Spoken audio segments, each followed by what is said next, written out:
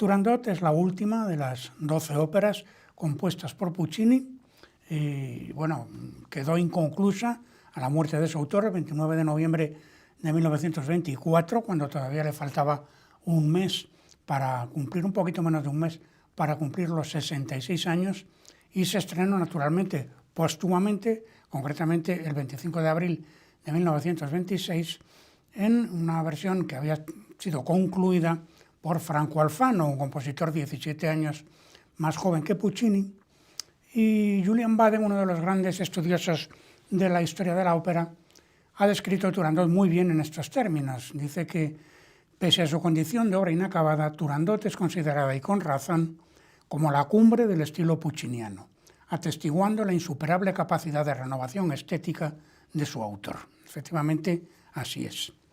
Para Turandot, Puccini trabajó con dos libretistas, que eran Giuseppe Adami y Renato Simoni. La idea de Puccini era como recuperar aquella especie de terna, dos libretistas y él como compositor, que era la que había tenido con Ilike y Giacosa años atrás, que son los autores con los que sacó adelante las tres obras que le habían hecho famoso en todo el mundo, Bohème, Tosca y Butterfly.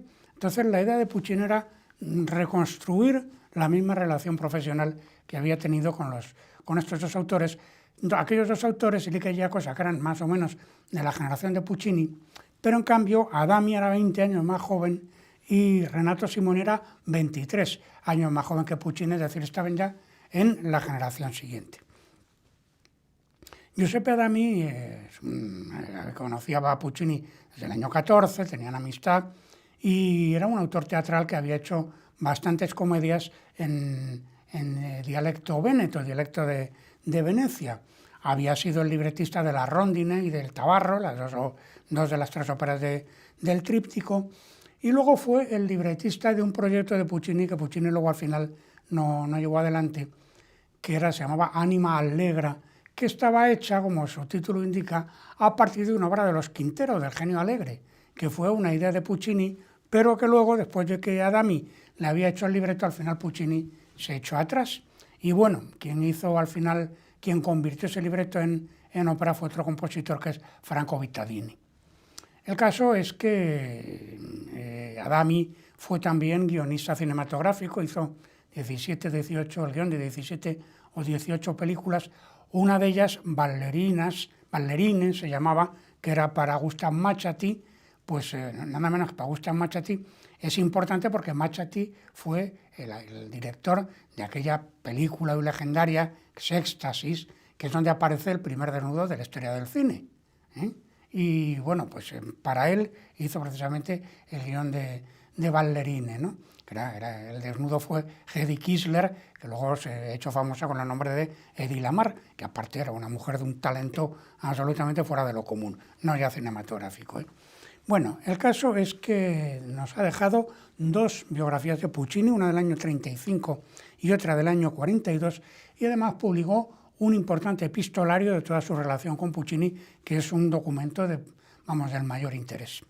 El otro libretista es Renato Simoni, que Renato Simoni era periodista, era libretista de ópera también, fue por ejemplo el libretista de Madame Saint-Jean de Umberto Giordano, y era el director de un periódico que se llamaba La Lectura, que él había sucedido en la dirección La Lettera, que había sucedido en la dirección de ese periódico precisamente a Giacosa cuando Giacosa murió, y en ese periódico era justamente donde trabajaba también Giuseppe Adami. El caso es que, ya digo que Puccini logró en último extremo que se repitiera la relación de Ilika con Giacosa, porque efectivamente mientras Adami hacía la organización teatral y los diálogos en prosa, entonces, por el contrario, el Simoni era el que lo convertía en escritura versificada, es decir, era el mismo tema de Ilika y Giacosa. Digamos que Puccini consiguió salir adelante con su propósito. Puccini era muy dado a utilizar temas que ya habían empleado otros compositores. Es famoso el ejemplo de Manon, la ópera de Massenet, que él tomaría el mismo tema, la novela del abate Prévost, para hacer una de sus óperas más hermosas. La Bohème, que trabajó sobre el mismo libro de Mürger, que contemporáneamente estaba utilizando León Cavallo, cosa que León Cavallo no le sentó nada bien, como es lógico. Y en el caso de la Turandot, se basó en una obra de Carlo Gocci, y el precedente más inmediato es una ópera de Busoni, Ferruccio Busoni, que se había estrenado en Berlín en 1917. O sea, pues 2 años antes de que Puccini decidiera trabajar o empezar a trabajar sobre el mismo tema. La cuestión es que la obra de Turandot se había puesto en escena a partir de una nueva, en Alemania me refiero, se había puesto en escena la obra de Gocci a partir de una nueva traducción de Karl Vermeulen que se había hecho lo había hecho Max Reinhardt para el centenario de Carlo Gocci, porque la versión que se usaba tradicionalmente en Alemania era la de Schiller, la que que todavía se sigue utilizando, ¿no? Y esta de Vermeulen era nueva y se puso en escena, ya digo, para el centenario del año 6 de Gocci. Y entonces la música incidental fue precisamente de Busoni, y Busoni luego, en el año 17, es cuando hizo su propia versión, que la convirtió en ópera a partir de esa música incidental, que estrenó con Arlequino, 2 obras breves en un acto. La versión de Busoni, por cierto, es, digamos, humorística y no tiene esa dimensión trágica que tiene la de Puccini, pero la historia de base es exactamente la misma. El caso es que la primera referencia que tenemos sobre este tema es una carta que le escribe Puccini a Renato Simoni el 19 de marzo de 1920, y ahí en concreto le dice Puccini lo siguiente, dice: ayer hablé con una señora extranjera que me habló de esa obra, se refiere a la Turandot de Carlo Gocci, que había visto representada en Alemania con una puesta en escena de Max Reinhardt de forma curiosa y original. Me dijo que me enviaría algunas fotos y así veremos de qué se trata.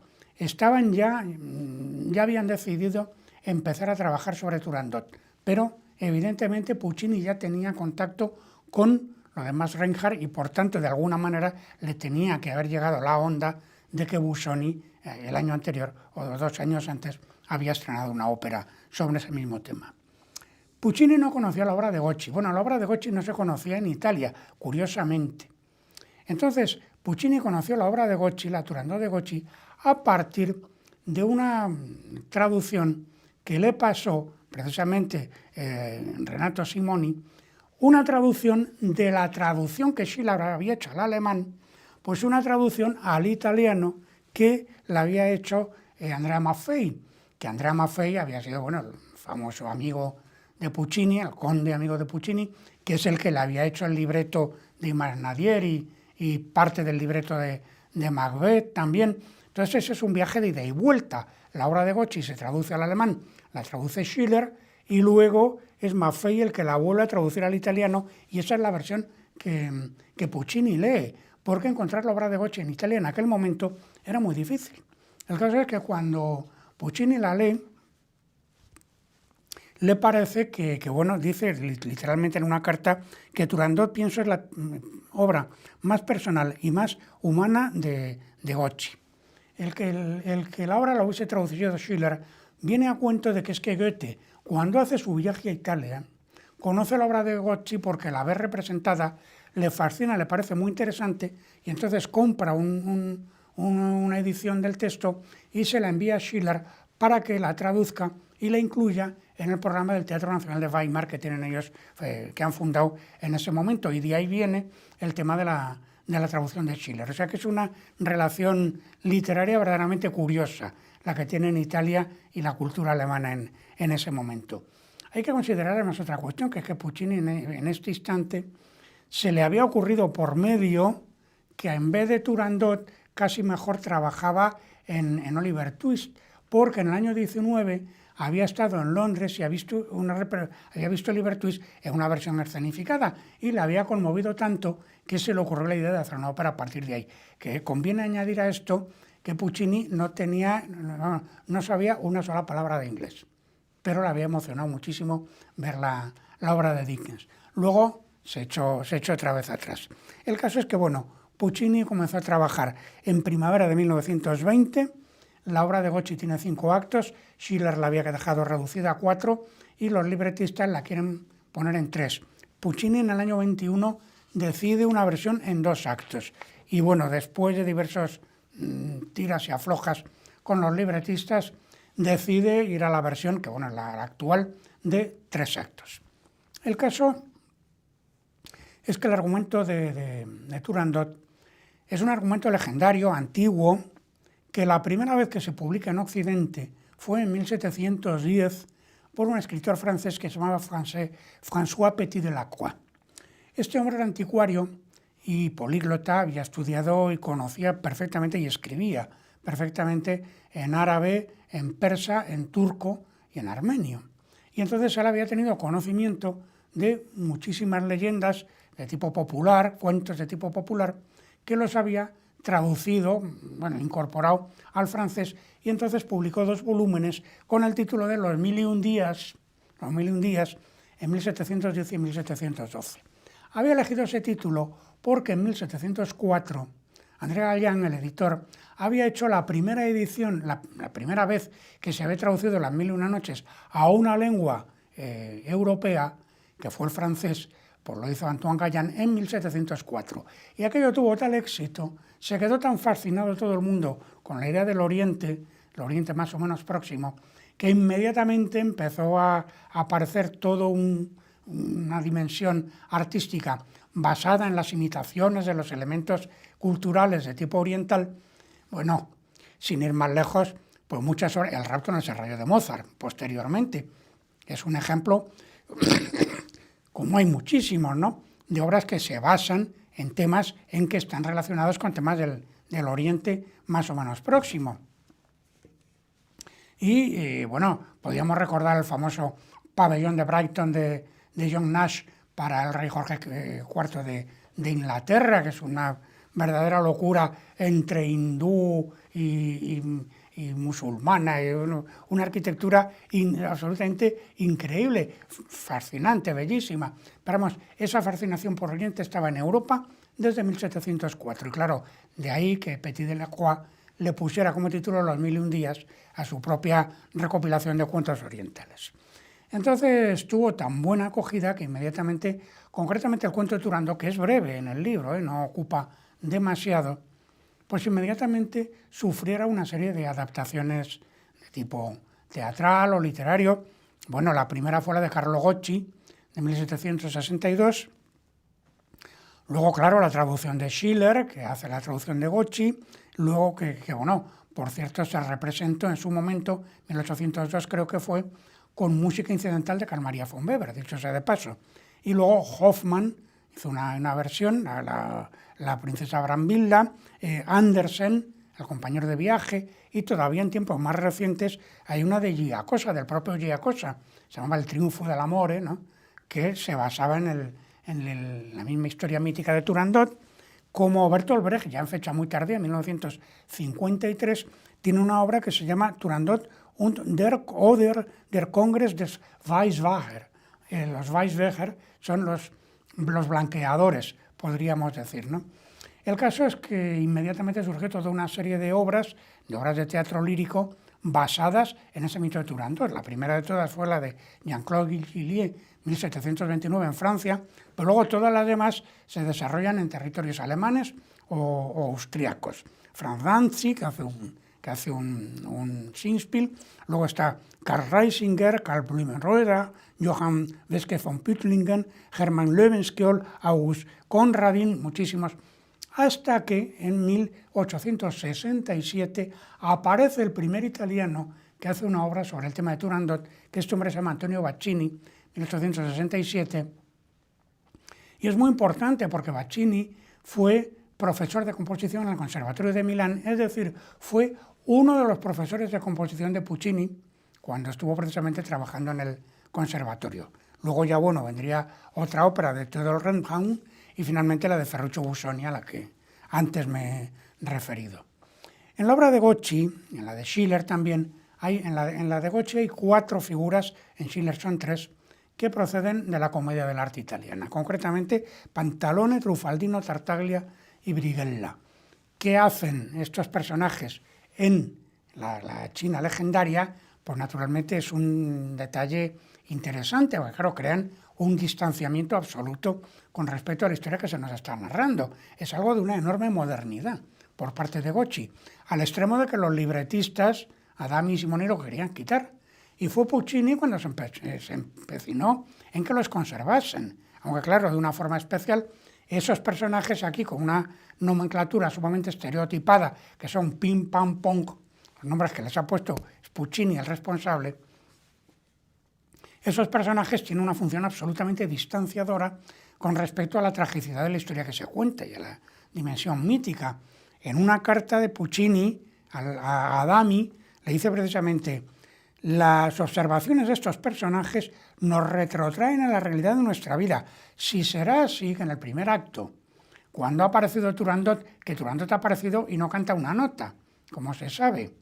Y entonces el Calaf se queda absolutamente fascinado con aquella mujer, y entonces aparecen de repente estos tres dignatarios y tienen una escena muy divertida con él, y entonces toda la tragicidad de la escena anterior se disgrega en otra cosa, y en esa secuencia estos personajes le dicen a Calaf: Turandot no existe, cosa que es rigurosamente cierta, porque claro, si un personaje de ópera es la música que canta, Turandot, que no ha cantado una nota, pues no tiene existencia.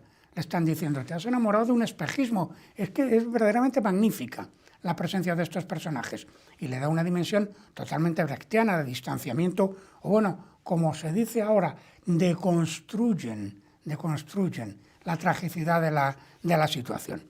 Entonces, bueno, todavía en esa carta Puccini añade: hagan ustedes, a propósito de estos personajes, hagan ustedes como hace Shakespeare, que en mitad de una situación trágica hace aparecer personajes episódicos que beben, utilizan un lenguaje blasfemo y hablan mal del rey. He visto eso en La Tempestad, en los personajes de Ariel y de Calibán. Puccini tiene absolutamente toda la razón en el detalle, y además es rigurosamente cierto. Por otra parte, estos tres personajes son en conjunto los que más cantidad de música cantada tienen de todo el resto de los personajes de la ópera. Los que más cantan son precisamente Ping, Pang y Pong. Y además aparecen en tres momentos absolutamente cruciales que destruyen o ponen completamente en discusión, miran de una forma totalmente materialista la tragicidad o la emotividad de la situación que les ha precedido. Es una ocurrencia por parte de Puccini de una modernidad absolutamente asombrosa e increíble. En fin, Puccini en el año 22 había concluido ya los actos primero y segundo, y a los libretistas les escribe que para concluir la obra debe contener algo grande, audaz e imprevisto, y no dejar las cosas como al principio, cantando con gritos en interno de la gente que llega.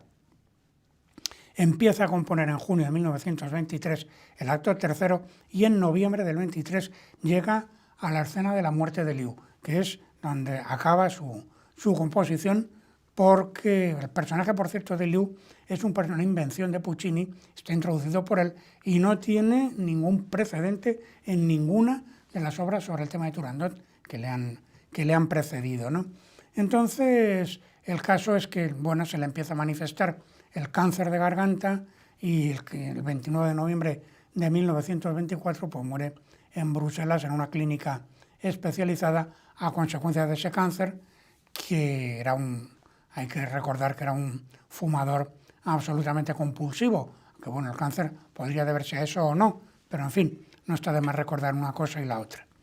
Total, que a la muerte de Puccini la obra se ha quedado inconclusa, y naturalmente todo el mundo sabe ya que Puccini llevaba años trabajando en esto y una gran expectación. Entonces Ricordi, el editor, le va a encargar continuar la obra a Franco Vittadini, que es precisamente el que había hecho la música de Anima Allegra, al que me refería al principio, ¿no?, sobre la obra de los Quintero. Y es Toscanini quien dirigirá el estreno, quien al final le convence que se lo encargue a Franco Alfano. Esto fue en julio de 1925, cuando Toscanini consigue convencer a Ricordi. Franco Alfano era un compositor muy estimable, 17 años más joven que Puccini, ya digo, que había hecho ya dos obras que habían tenido mucho éxito. Una de ellas, sobre todo, es verdaderamente magnífica, que es La leyenda de Sakuntala. La otra, que es Resurrección, se ha repuesto en tiempos relativamente recientes y con buena acogida.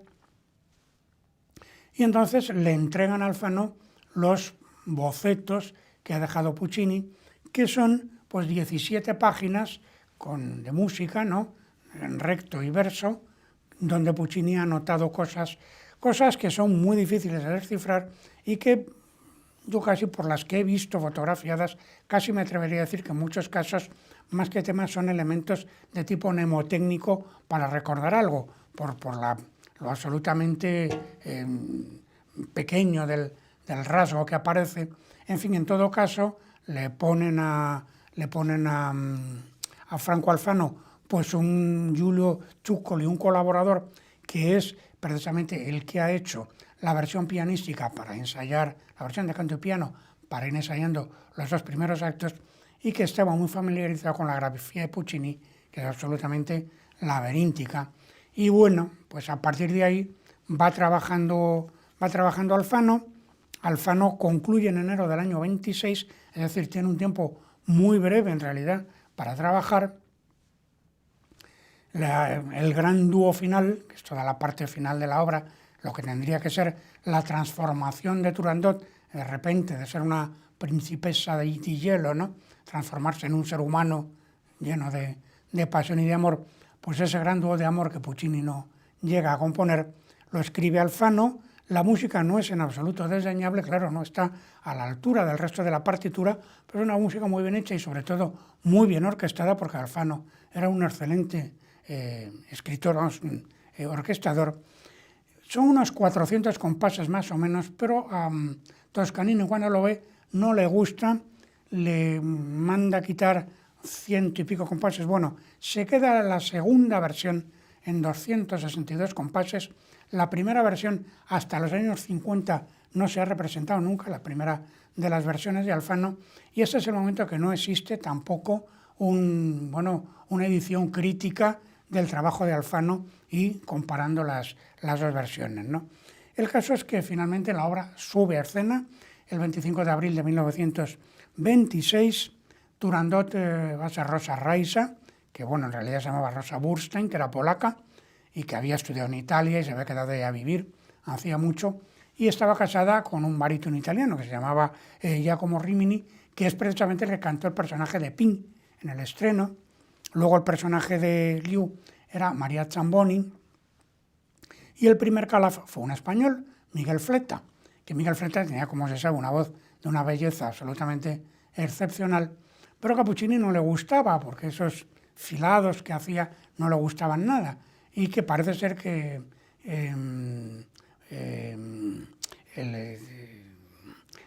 Toscanini tuvo bastantes problemas con él para conseguir que se atuviese estrictamente a lo que la partitura decía.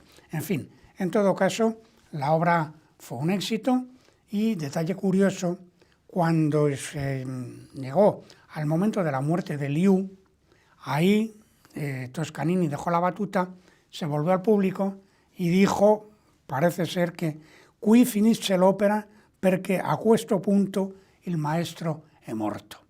Hay diversas versiones sobre la frase que dijo Toscanini, pero en fin, básicamente concuerdan.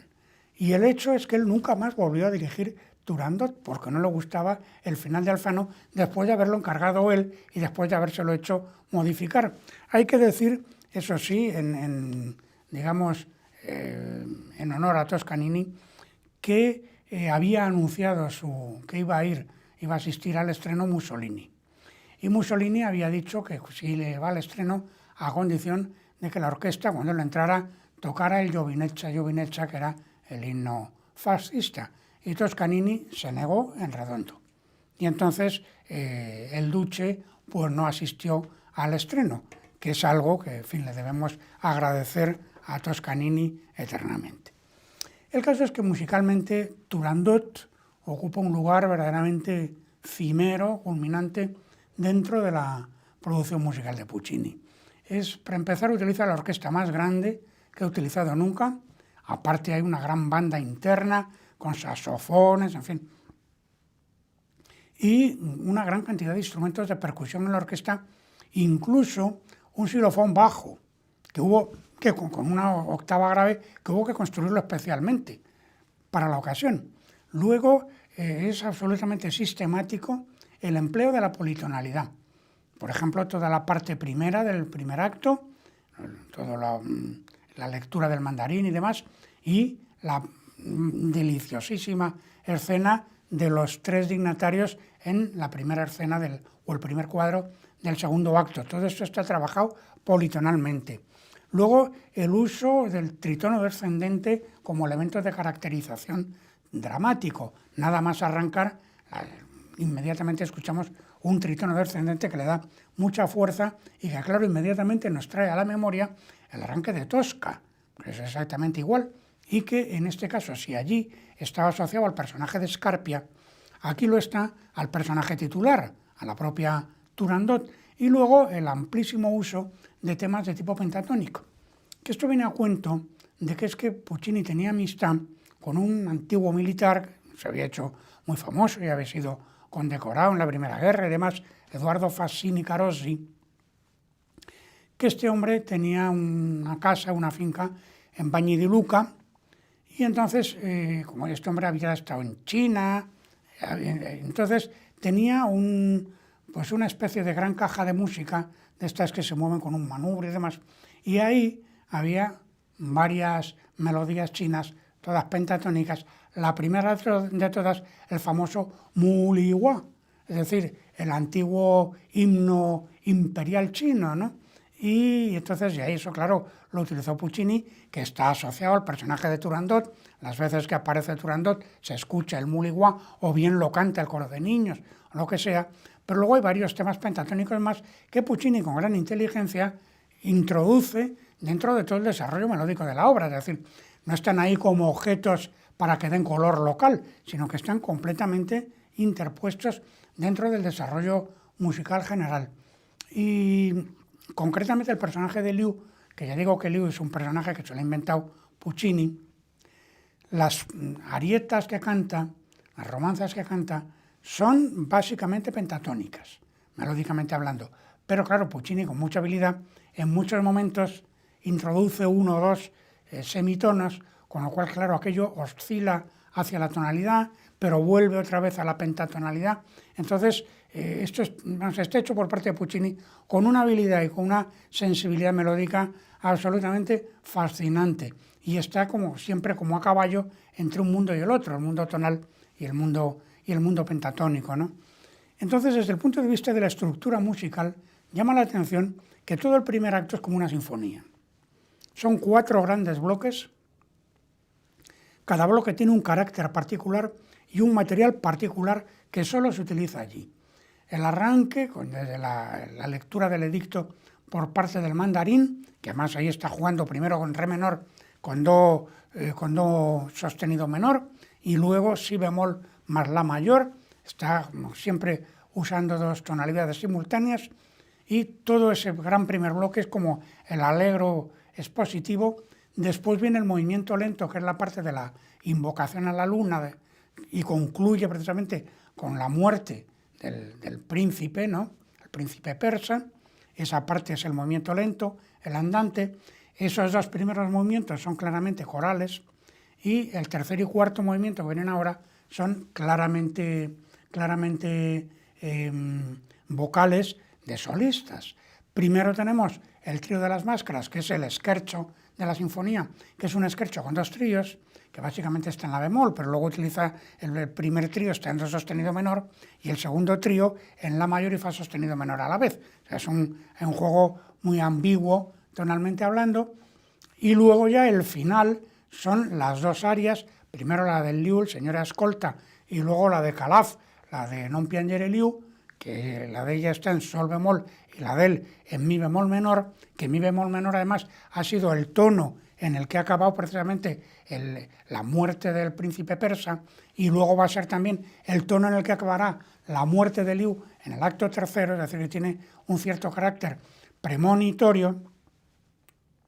Y esa segunda aria, la de la aria de Calaf, en la última frase contiene un elemento que según se va elaborando y según se va desarrollando, de ahí surge toda la dinámica que proyecta hasta el final, pues ese último movimiento de esa estructura sinfónica que construye o que constituye el primer acto. Por su parte, el segundo acto está dividido en dos bloques que están dialécticos, son opuestos, pero que están a su vez dialécticamente relacionados, en la medida en que uno es ópera bufa y el otro es ópera heroica, ópera seria. Esa primera parte es el diálogo que tienen los tres dignatarios, pim pam pong, que es la chinoiserie, podríamos decir, más exquisita y más divertida que jamás se haya escrito, que más es clarísimamente politonal, está constantemente jugando con varias tonalidades simultáneas. Y luego la segunda parte, que es por el contrario de un hieratismo, de una rigidez absolutas, que es claro la gran escena de los enigmas y que tiene ese hieratismo y esa rigidez pues propias de un ritual religioso, podríamos decir, o de un ritual trágico, que es lo mismo, es decir, una cosa que la otra. Entonces es eso, ópera bufa, ópera seria. Esa escena de los enigmas, además, está basada en el uso de un tema que, y esta es la genialidad por parte de Puccini, no es un tema melódico, sino que es un tema armónico. Es un acorde de séptima menor, una inversión de un acorde de séptima menor al que le falta la quinta, que está flanqueado por dos tríadas disminuidas. Entonces, claro, ¿qué pasa? Pues que no se define ese tema en sí, que es muy característico y es en el que se basa toda la elaboración de esa segunda escena. No tiene una polaridad tonal, puede ir en cualquier dirección, es completamente ambiguo, es atonal en realidad, y es precisamente esa es la genialidad porque se trata del tema de los enigmas. Entonces, claro, es armónicamente hablando, es enigmático en sí mismo. Por parte de Puccini es de una habilidad extraordinaria haber utilizado ahí un tema de semejante naturaleza. Y luego, claro, otro aspecto fundamental de la obra es el que en Turandot se dan cita los 4 registros que aparecen en el resto de las óperas de Puccini, más o menos dispersos, y que aquí están todos ensamblados en un conjunto único e indisoluble. Por una parte, bueno, lo dramático, heroico, que claro, tienen referencia con los personajes de Turandot y de Calaf, evidentemente. Pero luego también está lo lírico emotivo, lo lírico sentimental, que es el personaje de Liu, que además, claro, la muerte de Liu es el último lamento de la historia operística. El lamento es una especie de subgénero operístico característico desde que Monteverdi escribió el de la Arianna, que lo único que ha sobrevivido de aquella ópera es precisamente el lamento.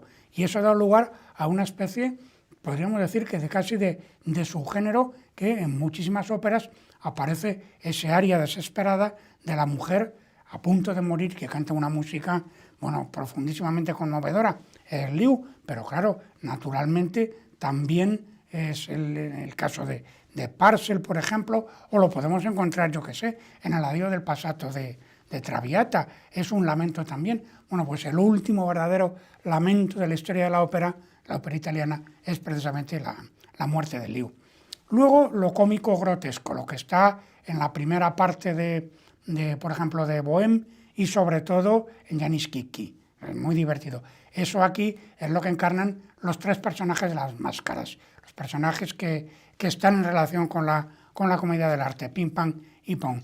Y luego, claro, ese ambiente exótico y bueno, legendario, la China misteriosa, la China de un pasado remoto, en definitiva, el homenaje a esa especie de simbolismo que está ligado a la figura de Gabriel D'Annunzio y que aparece también en otros mismos compositores, sobre todo de la época del verismo. Pensamos, sin ir más lejos, en la Iris de Mascagni y en otras obras también posteriores a la primera etapa verista.